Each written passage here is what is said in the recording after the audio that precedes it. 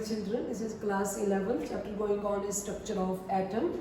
Now we were doing Bohr's model. What is the Bohr's model and Rutherford model difference, and how Bohr explained the stability of atom. But today your topic is second achievement of Bohr's model, that is spectra of hydrogen atom.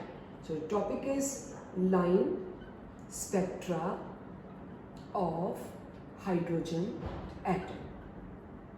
Line spectra of hydrogen atom explained by scientist Bohr. Now make a diagram along with me. First of all, a small diagram. According to Bohr, an atom consists of small positively charged nucleus in the center. An electron revolve around the nucleus only in a fixed circular path, that is called orbit, shells, ground state, stationary states, energy levels. We discussed each and everything. Now this is your first shell, now coming second shell, now coming third shell, and so on. It will be n is equal to 1, n is equal to 2, n is equal to 3, 4, 5, 6, and so on. But in case of hydrogen atom, the ground state of electron is n is equal to 1, that is K shell, hydrogen atom. Let us start working on it. Now what will happen, I told you on that day, as long as electron is revolving in the n is equal to 1 hydrogen case, n is equal to 1, it cannot lose energy because energy absorbed and emitted only in a discontinuous manner. So electron is safe as long as it is present in n is equal to 1. But the moment you supply energy from outside in the form of photons, this is the energy supplied to the electrons. This is from outside. We have supplied E is equal to h nu. We have supplied just one photon. The moment electron absorb one photon, electron get excited. Why? Because I told you on that day, electron does not have its own energy. Electron has the energy of the orbit. Now electron, we have given the extra amount of energy from outside, that is one photon. Electron has now one photon extra. Electron at once get excited to n is equal to 2. The electron get excited to n is equal to 2, and now this is called, write down, excited state. Excited state. When only energy is absorbed and emitted discontinuously. Electron never flow, electron jump.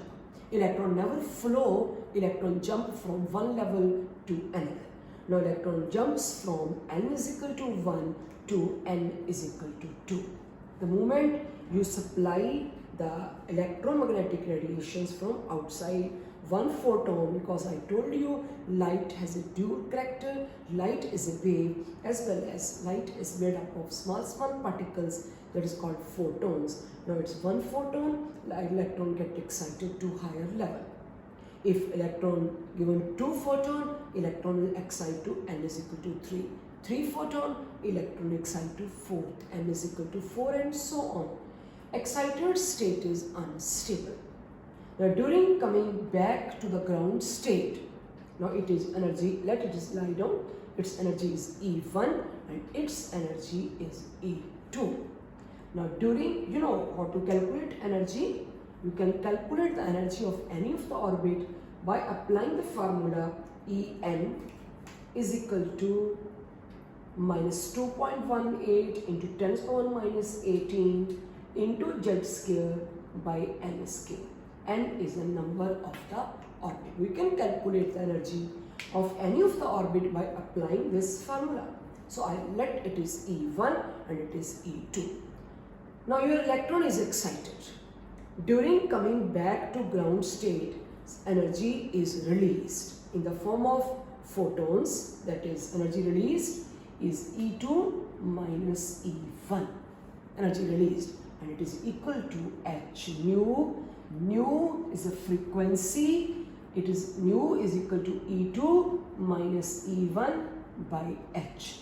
You know, nu, every line has its own frequency Now when electron jumps to the higher level and excited state is unstable, during coming back to ground state, energy is released in the form of photons, in the form of electromagnetic radiation. This is the photon strikes a photographic plate, and this gives an impression on the photographic plate, and this is a spectral line. Again listen, electron is n is equal to 1. Let we supply one photon from outside. Electron does not have its own energy. Now when the one extra photon is supplied to electron excited to n is equal to 2, excited state is unstable. During coming back to ground state, energy is released in the form of electromagnetic radiation. That is, you can calculate the frequency of those with the help of this formula. And during coming back, when one photon is released, that photon strikes to the photographic plate and it gives an impression on the photographic plate in the form of spectral line. So this is the way scientists found how line spectra of hydrogen. This is one only. Let electron excited from n is equal to 1 to n is equal to 3. When you given 2 photon, during coming back, now it is E3 minus E1 is equal to H nu. Nu is equal to, this is one more spectral line formed with a new frequency. Every spectral line has its own frequency and own wavelength. You can calculate the wavelength even by applying nu is equal to C by lambda. You can calculate the lambda. You can put here C by lambda. So this is line spectra, and I am taking the detail of this line spectra. Detail. Now make a diagram along with me. Let this is my n is equal to 1 level. Write down n is equal to 1. This is a ground state of electron. Now after that, make it n is equal to 2. There is a large gap between n1 and n2. This is n is equal to 2. This is your less gap go on decreasing. N is 3. N is 4. This is n is 5. N is 6, 7, and so on. This is your hydrogen atom. Now you know how to measure the atomic spectra. I told you in my last lecture how to take the atomic spectra. Before taking the atomic spectra, atom must be in excited state. So we want to know the hydrogen atom spectra today. Hydrogen atoms are available only in the hydrogen gas. That means we have taken a hydrogen gas. You can write down, we have taken hydrogen gas. To measure the spectra of H atom, we have taken hydrogen gas. The gas is made up of molecules, and the molecules are made up of atoms. If I will take 1 mole hydrogen gas, it has 6.022 into 10 to the power 23 molecules of hydrogen gas, and it has twice of Avogadro's numbers of atoms. So many atoms in 1 mole gas. 2 into 6.02 into 10 to the power 23 atoms of hydrogen atom are in 1 mole hydrogen gas. That means when you will supply electric current to 1 mole of hydrogen gas, all the H atoms which have electron in n is equal to 1, they absorb different photons. Some absorb 1 photon, some absorb 2 photon, 3 photon. Which absorb 1 photon, they jump to n is equal to 2. Some absorb 2 photon, they jump to n is equal to 3. Some absorb 3 photon, 4 photon, and 5 photon. Again listen. There will be so many lines, but hydrogen atom has 1 electron. This is one question will be asked. Hydrogen atom has just 1 electron. Then spectral lines should be 1. But why there are so many? Sooner it will come. Why there are so many spectral lines? Answer is only this, because we will excite not single atom. We will not excite the single atom of hydrogen atom, we will excite the gas, hydrogen gas. If we will take 1 mole of hydrogen gas, it has 6.02 into 10 to the power 23 molecule and twice of the Avogadro's number of atoms. That means so many atoms are there. And each atom has 1 electron which is present in n is equal to 1. So remember student, we have not excited single atom. We have excited gas. And the gas is made up of collection of atoms. Now, I think it's clear now. Now, each H atom has 1 electron. When energy is supplied, they absorb different photons. Some absorb 1 photon, all get excited. Now, excited states are unstable. During coming back to ground state, some come back directly from, that is 2 to 1. Some come back from 3 to 1, direct. Some come back from direct to 1, 4 to 1, 5 to 1, 6 to 1 and so on. They come direct to n is equal to 1 and excited state is unstable. I told you, during coming back to ground state, energy is released in the form of electromagnetic radiations that will fall in the photographic plate. Some come back from not to 1, 3 to 2, 4 to 2. They come back down but not exact to n is equal to 1. That means this is. Those come back to n is equal to 1. The roots are different. Roots, R-O-U-T-E-S. All electrons will come back by different roots. Some come back from 2 to 1, 3 to 1, 4 to 1, 5 to 1, and this makes a Lyman series. L-Y-M-E-N, Lyman series.